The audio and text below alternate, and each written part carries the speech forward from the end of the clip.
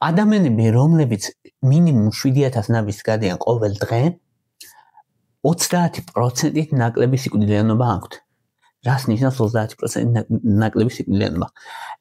ამ ადამიანებს შემდეგი 15 წლის განმავლობაში 30%-ით ნაკლები შანსი აქვთ, რომ დაიღუპნონ ინფექციით, გულის დაავადებით, ტვინის დაავადებით, ანთებით, სისხლის დაავადებით, ანუ ყველა სახის ძირითადი დაავადებებისგან შემცირებული აქვთ რისკი დაახლოებით 30%-ით.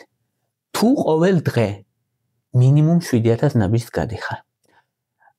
ამიტომ არის რომ სიარული მიიჩნევა ვარჯიშის ყველაზე მთავარ ფორმად. ვარჯიშის საწყის ფორმად. ადამიანები, რომლებიც ამბობენ, რომ ან 500 მეტრს არ გადიან დღეში და სულ სხედან, იმ ადამიანებს მოსთხოვო ან სირბილი, ან სხვა მძიმე ვარჯიში, ეს არ არის სწორი. ან ჭარბწონიან ადამიანს, ან სხვა დაავადებებით ადამიანს. ამიტომ მთავარი ვარჯიში, რითიც შეიძლება რომ ორგანიზმს ყველაზე მეტი სარგებელი მოუტანო არის სიარული, ფეხით სიარული. ფეხით სიარულისას პრაქტიკულად შანსი არ არის რომ დაზიანდე, მაგალითად მორბენლები 40% თითქმის ყოველ მეორე რაღაც სახის ტრავმას განიცდის წლის განმავლობაში და იმ ადამიანებში, ვინც დადის ნაბიჯებს აგროვებს, ეს დაზიანების რისკი არის ძალიან დაბალი. არის 1%-ზე ნაკლები.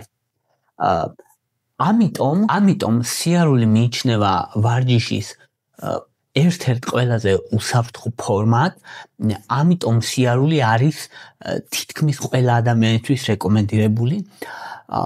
ჭამის მერე 10 წუთი სიარული არის განსაკუთრებით მნიშვნელოვანი. განსაკუთრებით მნიშვნელოვანი იმ ადამიანებისთვის, ვისაც აქვს ინსულინ რეზისტენტობა. 10 წუთით თუ ივლი ჭამის მერე, განსაკუთრებით თუ ნახშირწყლებს შეჭამ, დაახლოებით 30%-ით მცირდება გლუკოზის დონე. ეს რეალურად არის ზღვარი ნორმასა და დიაბეტს შორის ძალიან ხშირად, ამიტომ ამ ხელამნიშნულობასთან დაავადებასა და ნორმას შორის შეიძლება გადმოგიყვანოს ნორმისკენ მარტო სიარულმა. მეორეს მხრივ, ადამიანები, რომლებიც დადიან 10 წუთის განმავლობაშიც კი, სტრესის ჰორმონი მცირდება ადამიანს 15%-ით. ეს ხდება იმიტომ, რომ სიარულისას პარასიმპათიკური ნერვული სისტემა აქტივდება და ეს იწვევს დამშვიდებას ორგანიზმის, ანუ დამამშვიდებელი მოქმედება. მეორეს მხრივ, ვარჯიშს ზოგადად ერიდებიან ხოლმე, რომ აი სახსრები მაწუხებს, სახსრები მტკივა, მაგრამ სიარულს აქვს დამცველობითი გავლენა სახსრებზე, რადგან ხრტილის სისხლის მიმოქცევას აუმჯობესებს და ხრტილის ჰიდრატაციასაც აუმჯობესებს და ამიტომ ადამიანები, რომლებიც დადიან რეგულარულად, მათ დაახლოებით 25%-ით ნაკლებად ტკივათ სახსრები, ამიტომ შეიძლება შედდეს კონტროვერსულად, მაგრამ პირიქით არის.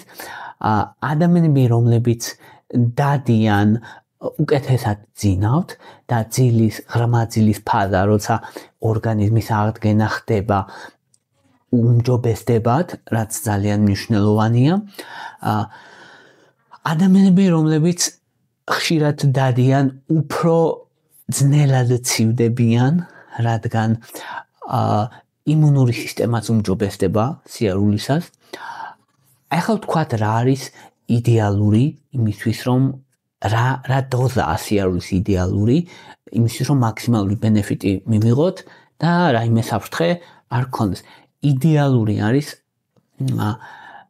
60 წუთიდან 90 წუთამდე სიარული დღის განმავლობაში. ეგ არის იდეალური და მინიმუმი არის 40, მაგრამ იდეალური 60-დან 90-მდე.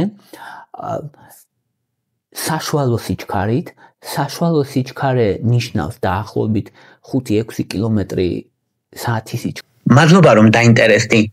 ამ ვიდეოს ვქნი უკვე 8 წელზე მეტია კვლევებზე დაფუძნებული მაღალი ხარისხის სამედიცინო ინფორმაციით. არხზე დღეს 1700-ზე მეტი ვიდეოა. თუ აქ მიღებული ცოდნა გეხმარება და გაქვთ საშუალება, მხარი დაუჭირე არხს დონაციით. შენი მხარდაჭერით მეტ ადამიანს დაეხმარები იცხოვროს უკეთესი ჯანმრთელობით. ხარით ანუ 4-ზე ზევით რა, 4 და მეტი. 4-ზე ნაკლებით თუ დადის 2 ან 3-ით ადამიანი, აი 2 ან 3 არის ძალიან ნელი სიარული, მოკლედ ნელა ვინც დადის ადამიანები, რომლებიც ნელა დადიან ხოლმე, ეგენი დადიან დაახლოებით 2-3 კმ/სთ სიჩქარით. ადამიანები, რომლებიც ჩქარა დადიან, ზოგადად ტემპში რო დადიან ხოლმე 4-5-ით ესე და აი ვერ ვეწევი გარბისო რო ამბობენ ხოლმე, ეგ არის დაახლოებით 6. ყველაზე მეტი ბენეფიტი იმ 6 მოაქვს, მაგრამ თუ გრძნობიარე ბრონქები გაქვთ სიცივის მიმართ, მაშინ საშუალო სიჩქარე, ანუ 4-5 ყველაზე კარგია ამ შემთხვევაში, რადგან როცა ცივ ჰაერზე დადიხარ, შეიძლება ბრონქების შევიწროება მოხდეს და სუნთქვის დისკომფორტი გქონდეს ადამიანს, რაც არ არის სასიამოვნო. ამიტომ ასეთ შემთხვევაში თუ გრძნობიარე ბრონქები გაქვთ, საშუალო სიჩქარით სიარული ჯობია. 1 საათი სიარული დაახლოებით არის 10,000 ნაბიჯი, საშუალო ტემპით თუ დადის ადამიანი დაახლოებით არის 10,000 ნაბიჯი და ამიტომ აქედან მოდის რა, რომ ვინაიდან თან იდეალური და ოპტიმალურია 60 წუთი სიარული, ამიტომ 10,000 ნაბიჯი დღეში მიიჩნევა რომ არის ერთ-ერთი საუკეთესო, მაგრამ პოზიტიური გავლენა ორგანიზმზე იწყება ბევრად რომ ნაკლები ნაბიჯებიდან არ არის აუცილებელი 10,000, მაგრამ 10,000 არის ერთ-ერთი საუკეთესო, 13,000, 14,000 მთლად კარგი და უკვე 15,000, 16,000 და ზევით ნელ-ნელა ცირდება სარგებელი და მერე უკვე პირიქით ზიანში გადადის. სახსრებისთვის არ არის სასურველი, ძალიან დიდხანს სიარული. მეორე სიარულზე უფრო მნიშვნელოვანი და უკეთესი არის ველოსიპედით სიარული. ველოსიპედით ოღონდ არა ის რომ ეხლა დაატრიალო და მერე იგორაო, არამედ საშუალო სიმძიმით ტრიალი, ანუ საშუალო სისწრაფით ტრიალი, ისე რომ საშუალო დონეზე დაიწვირთო. საკმარისია თუ კი სიარულისთვის აუცილებელი იყო 1 საათი დღეში სიარული, ველოსიპედით სიარულისთვის საკმარისია 30 წუთი დღეში და 30 წუთი დღეში თუ ივლი, მაინც უკეთესი გავლენა აქვს ვიდრე ჩქარ სიარულს იგივე დროში. ბევრად უკეთესი მეტაბოლური გავლენა აქვს. უკეთესია გულისთვისაც, ფილტვებისთვისაც, ნაკლებად საფრთხიანია სახსრებისთვისაც, განსაკუთრებით ვინც ჭარბწონიანია, ამიტომ თუ ადამიანი ჭარბწონიანია, მისთვის იდეალური არის ველოსიპედი. ველოსიპედის დროს ხდება ფეხის კუნთების, დუნდულა კუნთის და ბევრი კუნთების ჯგუფის მთლიან ფეხებზე, ან წვივის, ბარძაყის და ასე 4 თავა კუნთი მათი აქტივაცია და ეს კუნთები, ფეხის კუნთები მოკლედ არის ერთ-ერთი ყველაზე დიდი და ძლიერი კუნთები, ერთ-ერთი არა, ყველაზე დიდი და ძლიერი კუნთები ჩვენს მთლიან ორგანიზმში. მნიშვნელოვნად აუმჯობესებს მთელი ორგანიზმის ჟანგბადით მომარაგებას და მნიშვნელოვნად აუმჯობესებს ინსულინ რეზისტენტობასაც ასევე. ამიტომ ერთ-ერთი საუკეთესო პრაქტიკაა ველოსიპედით სიარული. მნიშვნელოვნად აუმჯობესებს ინსულინ რეზისტენტობას, როცა ვამბობთ, გულისხმობთ, რომ ზოგჯერ 40%-ით წევს ქვევით გლუკოზას, რაც ძალიან დიდი მაჩვენებელია რეალურად და მას შემდეგ რაც ვარჯიშს მორჩება ადამიანი, მას მერეც კი წვავს გლუკოზას მოსვენებულ მდგომარეობაში. ორივე კარგია, ანუ სტაციონარული ველოსიპედი, ანუ დასადგამი ველოტრენაჟორიც კარგია და ნამდვილი ველოსიპედიც კარგია.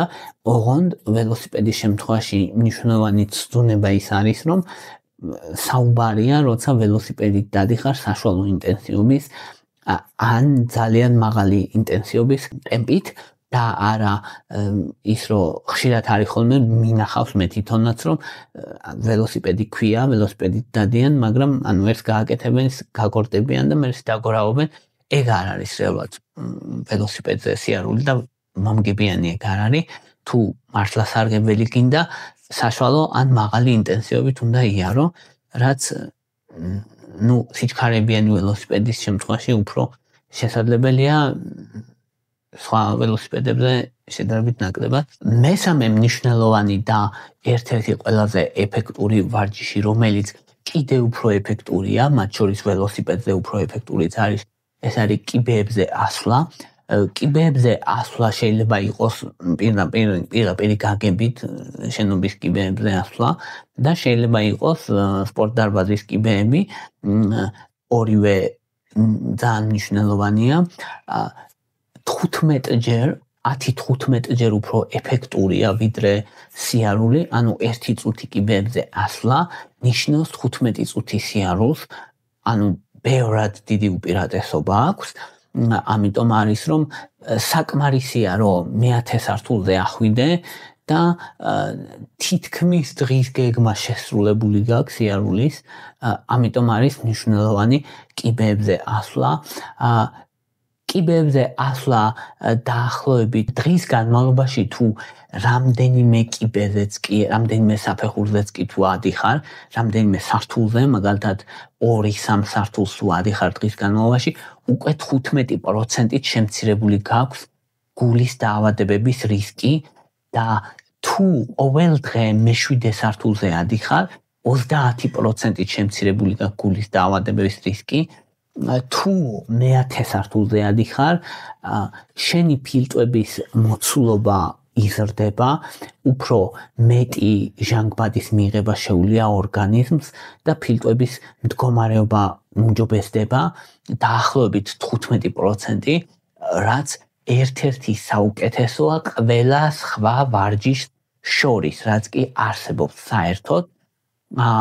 ასევე თუ კი შენ შეძლებ და 10 წუთის განმავლობაში ახვალ კიბეებზე, ანუ ივარჯიშებ ამას, ეს უდრის 30-ზე მეტი წუთის განმავლობაში ფეხით ჩქარ სიარულს, ანუ სრულად სამჯერ უკეთესი შედეგი გაქვს რეალურად და მეტაბოლიზმიც უმჯობესდება საათების გასვლის შემდეგაც, მას შემდეგ რაც კიბეებზე ასვლას შეწყვეტ, ანუ გრძელვადიანი ეფექტიც აქვს და ამით არის მნიშვნელოვანი. მე-4 კიდევ უფრო უკეთესი ვარჯიში, რომელიც სიარულს ჯობია და სიარულზე უკეთესია, ეს არის ცურვა. ცურვა განსაკუთრებით იმ ადამიანებისთვის, ვისაც ჭარბი წონა აქვს, რადგან სახსრებზე პრაქტიკულად დატვირთვა არ არის, მთელი ორგანიზმი იმ შემთხვევაში უწონობაში, ყოველ შემთხვევაში სახსრებს არ ადგება წონა, მოდი ესე ვთქვათ, და ყოველი გამოძრავება კიდე ბევრად უფრო დიდი დატვირთვაა წყალში, ვიდრე ჩვეულებრივ, რადგან წყლის წინააღმდეგობა ბევრად უფრო მაღალია ვიდრე შესაბამისად დაახლოებით 3-ჯერ უფრო ეფექტურია ვიდრე სიარული და 50%-ით უფრო ეფექტურია ვიდრე საშუალო სიძლიერით ველოსიპედზე სიარული, ანუ ყველაზე ეფექტურია ამ შემთხვევაში და თუ კი ვთქვით, რომ თუ შენ გადიხარ 7000 ნაბიჯს, მაშინ 30%-ით ამცირებს სიკვდილიანობას, ადამიანები, რომლებიც რეგულარულად ცურავენ, 50%-ით შემცირებული სიკვდილიანობა აქვთ. ერთ-ერთი ყველაზე ძლიერი დაცვა აქვს ცურვას, რაც კი არსებობს ვარჯიშებს შორის, ამიტომ არის ვარჯიშებში ცურვას ამიტომ გამოყოფენ, თან მთლიანად მთელი ორგანიზმისთვის და კუნთების სხვა ჯგუფისთვის არის კარგი, მეტაბოლური უპირატესობებიც აქვს, რა თქმა უნდა, მათ შორის გლუკოზისთვის და ინსულინ რეზისტენტობისთვის. გასათვალისწინებელია, რომ ადამიანები, რომლებსაც აქვთ ბრონქების და ფილტვების პრობლემები, წყალი არ უნდა იყოს ცივი და 26-28 გრადუსი უნდა იყოს, რომ კომფორტული იყოს სასუნთქი სისტემისთვის. ეგ არის გასათვალისწინებელი. ახლა ვთქვათ, კიდევ უფრო ამაზე კიდევ უფრო კარგი ვარჯიშები რეებია. ეხლა გადავიდეთ აერობულიდან ანაერობულ ვარჯიშებზე. ანაერობული არის უხეშად რომ ვთქვათ წონის ვარჯიშები, ეს შეიძლება იყოს საკუთარი წონის ვარჯიშობი და შეიძლება გირებით და ბუქნები, ჩაჯდომები არის ნომერ ერთ-ერთი პირველი, თუ პირველი არა, რომელიც ძალიან ეფექტურია, რადგან 10 წუთის განმავლობაში თუ შენ ბუქნებს გააკეთებ, ეს უდრის 70 წუთი ჩქარსიარულს, ანუ ძალიან ბევრად უფრო ეფექტურია, ზოგჯერ თითქმის 10-ჯერ უფრო ეფექტურია ვიდრე სიარული, ინსულინ რეზისტენტობას აუმჯობესებს 3-ჯერ უფრო ძლიერად ვიდრე ჩვეულებრივი სიარული, ანუ წარმოუდგენლად ძლიერად აუმჯობესებს ბუქნები ინსულინ რეზისტენტობას, ამიტომ ერთ-ერთი საუკეთესო ვარჯიშია, რაც არსებობს საერთოდ, ბუქნების დროს ფეხის კუნთები განსაკუთრებით ვარჯიშდება და ფეხის კუნთები კიდე ძალიან ძლიერი კუნთებია. ფეხის კუნთების ძალა, თუ კი რეგულარულად ვარჯიშობ ბუქნებს 8 კვირის განმავლობაში დაახლოებით 30-დან 50%-მდე იზრდება, ანუ ფეხში ძალა გაგეზრდება თითქმის 50%-ით, ეს უზარმაზარი შედეგია. თუ ვიტყვით რა არის იდეალური სესია, იდეალური არის კვირაში 3-ჯერ 10 ბუქნი 3 გამეორება. აი ეს არის ოპტიმალური, ნელ-ნელა შესაძლებელია მომატება, ან ნელ-ნელა შესაძლებელია წონების დამატება. ჯერ თითო კილოიანი გირები დაიჭირე ხე მე 2 კილოიანი და ასე და ასე. ანუ დაახლოებით 2-3 კვირაში ერთხელ. მას შემდეგ რაც ახალი წონა გახდება შენთვის კომფორტული, შეგიძლია მოუმატო წონას. ეს არის რაც შესაძლებელია. შემდეგი მნიშვნელოვანი ვარჯიში, რომელსაც არ ჭირდება სპორტდარბაზი და სპეციალური პირობები ან მოწყობილობები, არის აზიდვები, იგივე აჯიმანები, იგივე push-up-ებს რო ეძახიან. 4-5 ან 7 წუთის განმავლობაში თუ შეძლებ ვარჯიშს, თითქმის ეს არის ეკვივალენტი 30-40 წუთი ფიზიკური ჩვეულებრივი სიარულის, განსაკუთრებით ტანის ზედა კუნთებისთვის, ინსულინის მგრძნობელობას აუმჯობესებს მნიშვნელოვნად, იმიტომ რომ ანუ სხეულის ზედა ნაწილის კუნთები უფრო ჩქარა რეაგირებენ ინსულინის მგრძნობელობაზე, ამიტომ მნიშვნელოვანია ძალიან და ინსულინის მგრძნობელობა უმჯობესდება რამდენიმე კვირის ვარჯიშის შემდეგაც კი, რაც push-up-ებს დაიწყებს ადამიანი, სხეულის ზედა ნაწილის ძალა 8 კვირაში დაახლოებით 40%-ით ძლიერდება, რაც ძალიან მნიშვნელოვანია, მეტად მოგემატება ძალა რეალურად,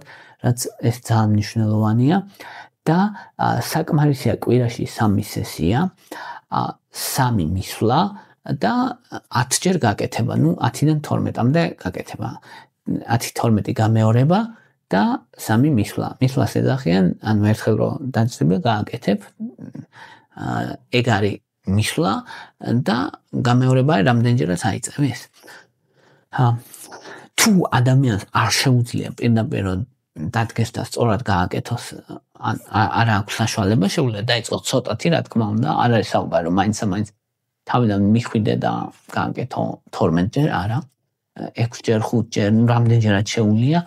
თუ მაგასაც ვერ აკეთებს ადამიანი, შესაძლებელია მუხლებზე დამდგარმა გააკეთოს, რასაც თითქმის იგივე ეფექტი, ყოველ შემთხვევაში იგივე კუნთები ვარჯიშდება, არა ისე ეფექტურად, მაგრამ იგივე კუნთები ვარჯიშდება. და ბოლო ყველაზე მნიშვნელოვანი ვარჯიში არის პლანკი, ანუ ქართულად არ ვიცი რა ქვია, მაგრამ მე მგონი პლანკს ეძახიან ქართულადაც. ეს გავს ძალიან აზიდვას, აჯიმანიას, ოღონდ უნდა გაჩერდე იმ პოზაში, აი ნაჩვენებია სურათზე და 2 წუთის განმავლობაში თუ ესე გაჩერდები, თითქმის ეკვივალენტია იმისი, რაც სადაც 30 წუთი სიარული, ანუ 20 ჯერ ეფექტური შეიძლება იყოს, ვიდრე 15-20 ჯერ ეფექტური შეიძლება იყოს, ვიდრე სიარული, ამდენ ეფექტურია ეს პლანკის გაკეთება.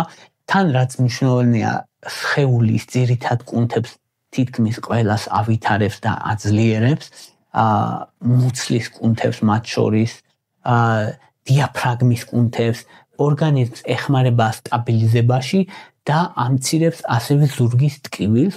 ადამიანებს, ვისაც ტკივა ზურგი, ხშირად ურჩევენ ხოლმე ამ პლანკის გაკეთებას, დღეში დაახლოებით 2 წუთი რო გამოვიდეს და ეს დაახლოებით 2 წუთი უდრის თითქმის 30-40 წუთს სიარულს და 1 წუთი თუ შეძლებ პლანკს, დაახლოებით 15-20 წუთი სიარულის ეკვივალენტია.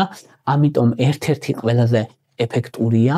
პლანკის საუკეთესო პრაქტიკა არის, რომ კვირაში 3 სესია ასევე და 40 წამის განმავლობაში გაჩერდე და ასევე 3 მისვლა გააკეთო. ნელ-ნელა გაზარდო 1 წუთამდე, ან შესაძლებელია მეტიც და ეს არის საუკეთესო რისი გაკეთება ჩვენი ორგანიზმისთვის შეგიძლია. რასაც არ ჭირდება რეალურად რაიმე მოწყობილობები, არც ფასის გადახდა არ გჭირდება და შენი ორგანიზმი გეყოლება მწყობრშიც, გაუმჯობესდება სიარულის მანერაც, ზურგის კუნთებიც განვითარდება, წლის ტკივილიც შემცირდება. აი ეს არის ის ვარჯიშები, რითიც შენ შეგიძლია რომ სიცოცხლე გაიხანგრძივო. აი ეს იყო რის თქმაც მინდოდა. მადლობა რომ მისმენდით, მადლობა რომ გაინტერესებთ. თუ მოგწონთ ჩემი ვიდეოები, დალაიქეთ, თუ მოგწონთ ჩემი არხი, გამოწერეთ. მადლობა ინტერესისთვის.